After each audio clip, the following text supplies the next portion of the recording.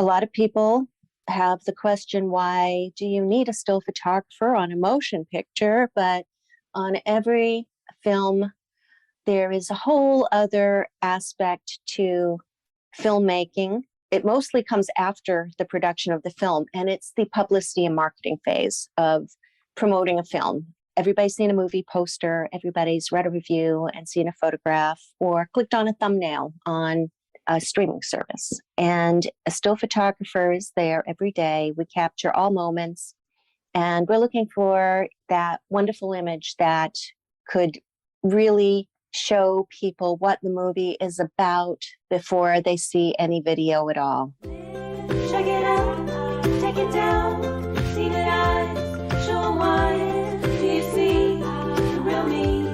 Living proud, living loud, I'm living. Welcome to Living Loud, Living Long. We are a community for women like you who want to lead healthy, active second acts to their lives. Women who want to transform their careers, their health, and become the active, healthy person they're seeking to be. We give you the information and the support that you need for your transformation. I am Dr. Candace Hughes, and I'm the founder of Living Loud, Living Long. If you like what we are doing, please like, share our podcast with your family and friends. Donate to our Patreon account and become a corporate partner or sponsor. Today, we want to thank our partners and our sponsors, including Team Vivo, who provides fitness online for 50 and older people, as well as our donating patrons. Go to our website at livingloudlivinglong.com to become a partner, sponsor, or patron, and to learn more about all the activities we offer. We hope you enjoy our podcast today with Claire Folger, a still photographer in the film industry. Do you have one or two films that you've worked on that you feel helped you grow as a professional, and how did they help you grow? Well, obviously, probably my first film that I did opened my eyes to the fact that this was even a job, which I had no idea it was. I was just asked to come in and work on what was a very, very small film and a small project. The director has since gone on to make bigger things, but it was his first project, and it went to Sundance, and I had no idea what I was doing, but it was really lucky that I was working on a little tiny film because it didn't really matter. I was able to join the film crew and get a sense of, it's my first introduction to filmmaking because I do not have a background in film. My background was in biology, but it sort of seemed to be a comfortable place. I enjoyed being there, and it was really fun to capture images that were being shot. I really enjoyed it. So that was probably one of the biggest, moments in my life, was to be a part of a film set and decide at that moment that, hey, this is something that I like and I'd like to do more. And honestly, I don't know whether I even believed it was a job back then. It was just kind of something fun that I could do as a hobby, maybe. I think later on, when I realized that it was an actual job, a paying job and a union job, it sort of evolved into a more of a career thought for me.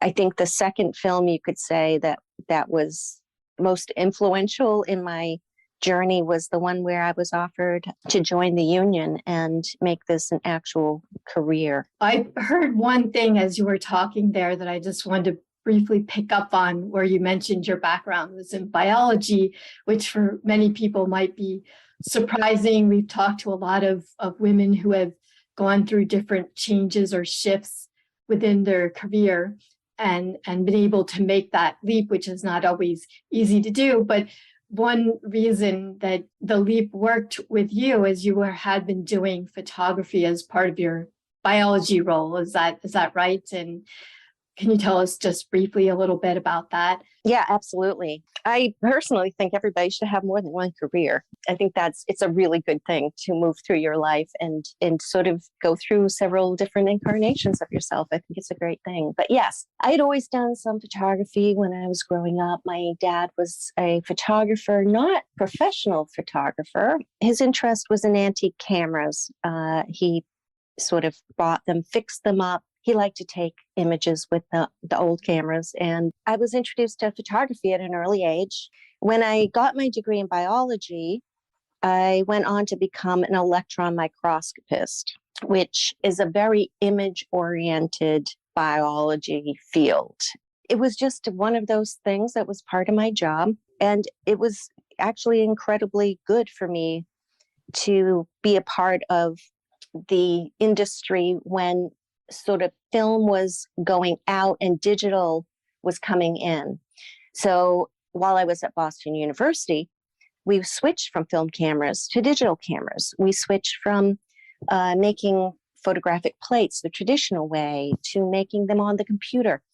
I learned Adobe Photoshop. I think the first version I worked on was version 3. So that was incredibly important. A lot of photographers had trouble being able to switch from film to digital. Yeah, in fact, I think that photography is one of those things that bridges both the right and the left side of your brain, I think. There's a lot of science to photography. And of course, now you can have the instant result of your exposure seen right on the back of your camera. In fact, the camera will emulate, so you can see what you're going to get. Back when I was shooting film, you can see what you were going to get. You had to know what exposure to use, and you also had to have an idea of what using different f-stops was going to do. And you were constrained by the sensitivity of your film.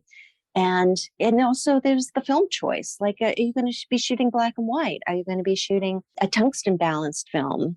What do you shoot to get what you want? And I think it's more than just having an eye and having a creative sense of what a good image is. You definitely have to make that split second decision about getting something. You have to look at you sort of look at everything at once in the frame and make some decisions. And some of those, I think, are just instinct. So I almost think it's 3 things. It's like the science of knowing how you want the picture to come out and being able to control that using the camera settings. It is being a creative person, but there's also that social aspect where you have to read the room, you have to read people, you have to read expressions. And for somebody who shoots people rather than architecture or landscape, there's that social aspect where you have to connect with somebody's emotion or humanity when you create an image. We've also talked a lot today about community. Of course, we at Living Loud, Living Long here, we are a community. We're providing training, support, and inspiration for 50-up women who want to change their careers. But we also, besides these communities, we've talked about we've brought up your union a few times too, which has, as you said, some aspects of training to it and support, but of course in a much more formalized, industry-focused way. And not all jobs or roles or industries have unions. So I would, for one, love to learn more, and I'm sure many of our listeners would like to hear more about how the union is supporting your industry and community, how you've been involved with that, and aspects of the give back, because I believe you mentioned that they have the mentoring program. How does the union function to help careers, give back, and that sort of thing? First off, the most important thing our union does is bridge the gap between workers and the producers of films and television. We work long hours. We work all night long. We work in all kinds of conditions. If you just think about any movie that you've ever seen, anytime you see a night shoot or a night scene, it's typically people were up all night doing that for several nights. I think the big one was that last episode of Game of Thrones where they said that they did nights for 3 months to film that big final battle scene. And Wow. just, well, just think about that, what that's like for somebody who's working, where you go to work at like 5 o'clock, 4 or 5 o'clock at night, and you wrap when the sun comes up. And you do that for 3 months solid. It's nobody has ever suggested that it's a healthy thing to do to work the night shift. So that's one thing, that the union is there to just make sure that people are we have the resources if we need them to be able to do our job, but also to do it safely and to be paid standard rate. And also it helps us qualify for health insurance, also important. So the union does a whole lot of stuff. We've just been talking just now and earlier as well today a lot about people getting into the field, how they can get the mentoring and so on. Would you be able to share a few words with our L4 community for people who want to get started in photography? What is the best way for them to get started? I think you just need to find something that you want to shoot and have your camera with you all the time. There's no way the best way to learn is to do. And I think that exploring with the camera on your own will lead you to the things that get you excited about doing photography. Oh, thank you. That's really good advice. Now, related to this about how getting started in photography, there's a lot of people who are just getting started, or maybe they've been doing it for a little while and they would really like to get some financial remuneration from their photography. They want to commercialize their work.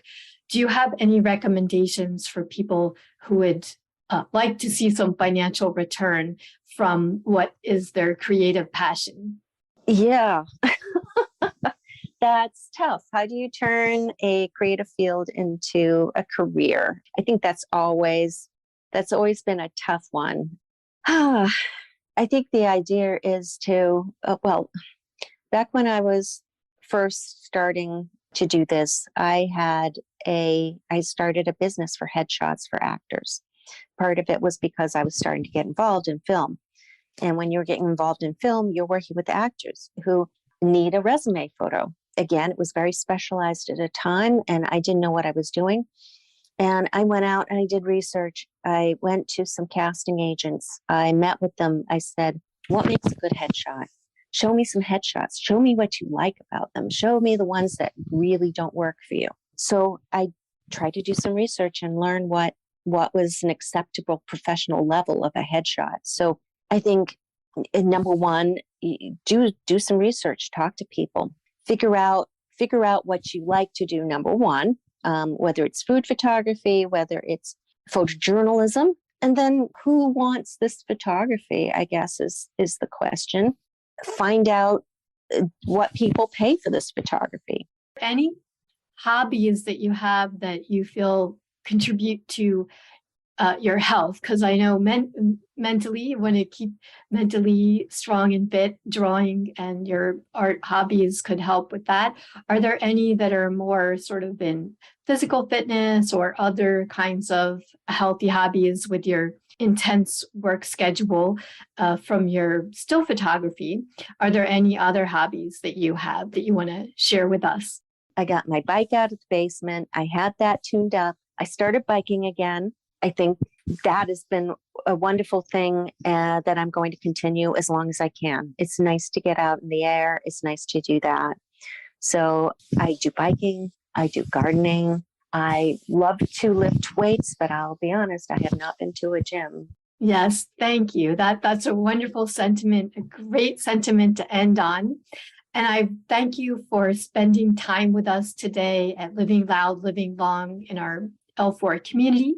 And we really appreciate all the wisdom and advice that you've shared with us about photography and work and career changes and all these sorts of things. Thank you so much for joining us today. It's so nice to be here. Thank you for having me. Looking for a positive, uplifting community for 50 and up women? We celebrate 50 and up women who are living loud, living long, with authentic stories of real people who are creating the life they want, winning athletes, entrepreneurs, and creatives. We are tsunami wiping away outdated ideas of who we are. We give voice, we give visibility, we give community, learning, sharing, changing, vibrant, healthy, strong. If that's you, you belong with us. If you enjoyed our podcast, support our work by clicking like, subscribing, becoming a member of L4 at livingloud.com, and donating to our Patreon account so we can keep bringing you awesomely inspiring people. See you next month.